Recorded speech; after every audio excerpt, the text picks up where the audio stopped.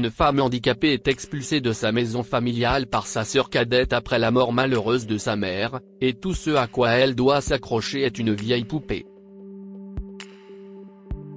Nadine avait 7 ans lorsque Rosa Gold et son mari Dan l'ont adoptée. Le couple avait toujours désiré avoir des enfants mais n'avait pas réussi à en concevoir. Rosa et Dan voulaient adopter, et ils ont choisi d'adopter un enfant plus âgé, ayant des besoins spéciaux. Nadine était en fauteuil roulant à cause d'un problème à la colonne vertébrale et, grâce au Gold, elle a enfin trouvé une famille aimante. Dieu a récompensé Rosa et Dan pour leur gentillesse car un an après avoir adopté Nadine, Rosa a été stupéfaite de découvrir qu'elle était enceinte.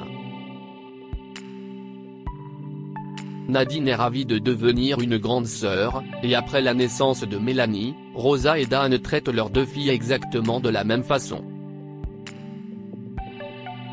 Mélanie était adorable et a grandi rapidement, mais plus elle grandissait, plus elle devenait difficile. Elle était exigeante, têtue et ingrate pour tous les efforts que Dan et Rosa faisaient pour lui donner tout ce qu'elle voulait, même si c'était difficile à obtenir ou si c'était cher. Rosa et Dan se débrouillaient bien avec leur petite boutique de cadeaux à Times Square, mais ils n'étaient pas riches, même si Mélanie agissait comme s'il l'était. Nadine a essayé de raisonner sa sœur en grandissant, mais Mélanie ne voulait rien entendre.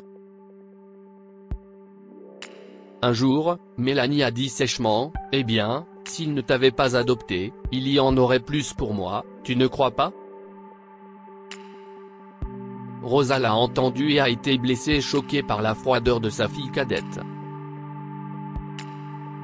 Puis, lorsque Mélanie a 12 ans, Dan meurt soudainement d'une crise cardiaque, et Rosa se retrouve seule pour gérer l'entreprise et élever Mélanie.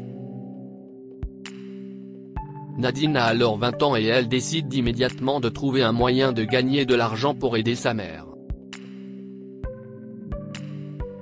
Quand Nadine avait une dizaine d'années, une de leurs voisines lui avait appris à tricoter, alors elle pensait maintenant à la façon dont elle pourrait transformer son petit talent en profit. Elle a plongé dans son armoire et en a sorti un énorme sac contenant des centaines de bobines de laine de différentes couleurs. Ce soir-là, Nadine a commencé à confectionner un bonnet coloré à la taille d'un enfant, avec des mitaines assorties.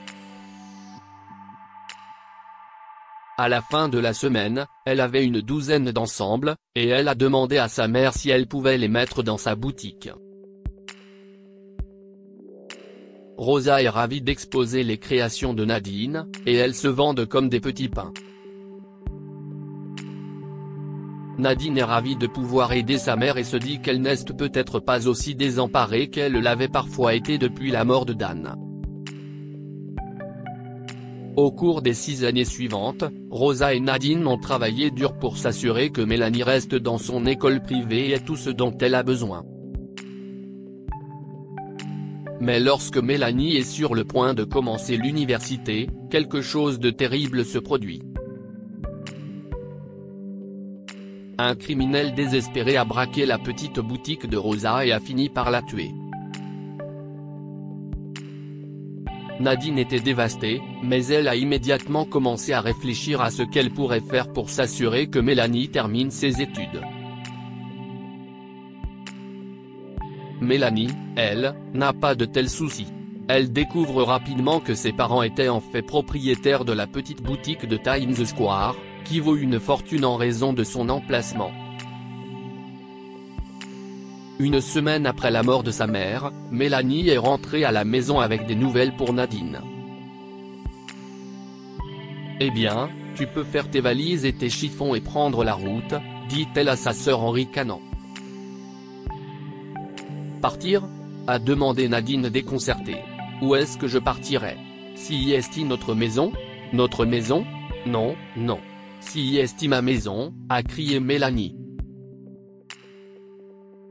Je viens d'aller voir l'avocat, et tout est à moi.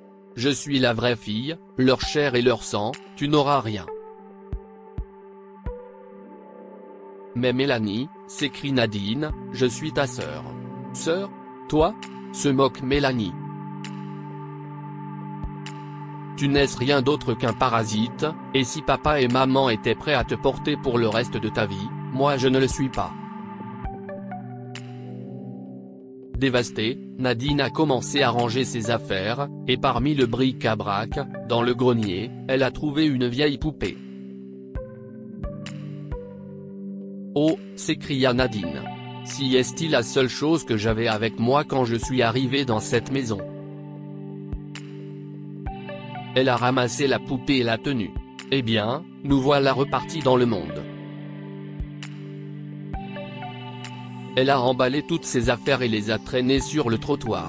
Elle était sur le point d'appeler un Uber quand la voisine d'à côté l'a vue. Nadine, a-t-elle crié. Où vas-tu? Bonjour, Madame Delancey, a dit Nadine. Je ne vais point mais tu pars pourquoi? A demandé Madame Delancey, en remarquant les yeux rouges et le visage tuméfié de Nadine.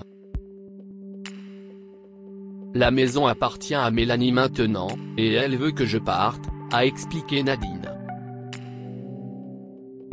Elle vend le magasin, et donc je vais devenir un fardeau. Les yeux de Madame Delancey ont brillé de colère. Alors elle te met à la rue dans ton fauteuil roulant, sans un sou et sans endroit où aller? Les yeux de Nadine se sont remplis de larmes et elle n'a même pas pu parler. Elle a juste hoché la tête, et Madame Delancey a mis ses bras autour d'elle. Nadine Gold, tu vas rester avec moi. Je suis seule maintenant et j'ai beaucoup de place. Je n'ai pas d'argent, a dit Nadine. Je ne peux pas être un fardeau. Tu ne le seras pas. Tu fais tes pulls, tes sacs et tes bonnets et je t'emmène à la foire artisanale tous les dimanches, dit Madame Delancey. Tu auras beaucoup de succès. Nadine a regardé la vieille poupée sur ses genoux et a souri. Je crois que tu me portes chance, a-t-elle dit à la poupée.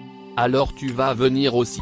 Nadine a tricoté de nouveaux vêtements colorés et fous pour sa poupée et elle s'est assise dans son stand tous les dimanches.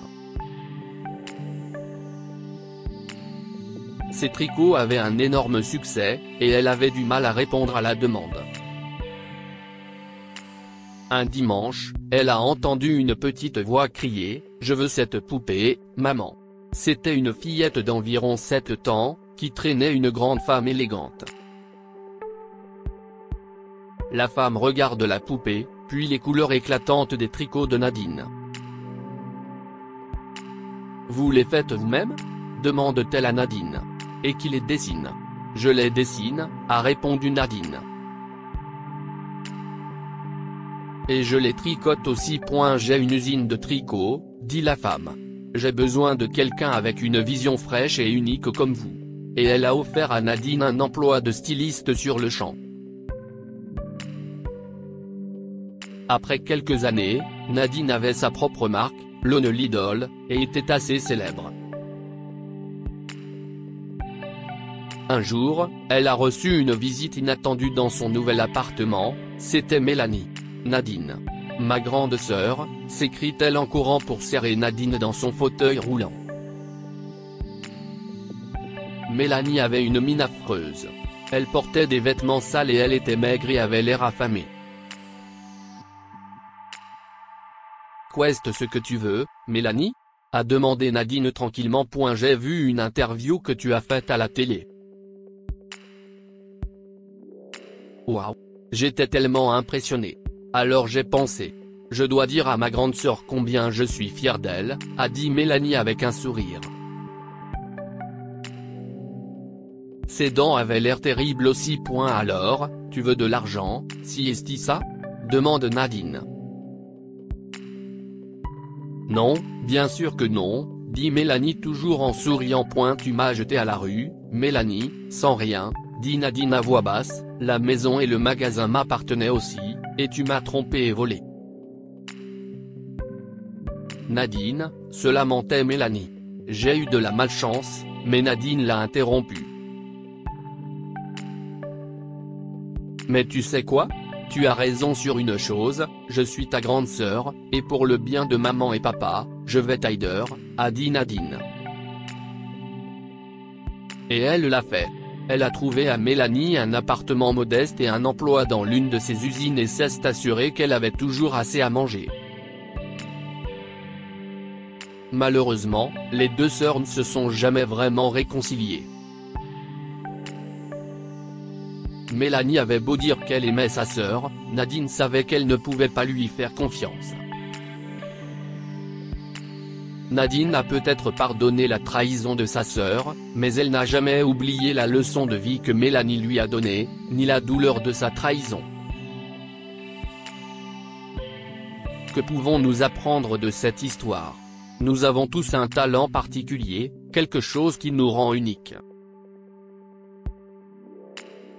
Nadine a transformé son tricot en une entreprise d'1 million de dollars, inspirée par Madame Delancey et sa vieille poupée. La gratitude pour la gentillesse reçue est la marque d'un cœur généreux.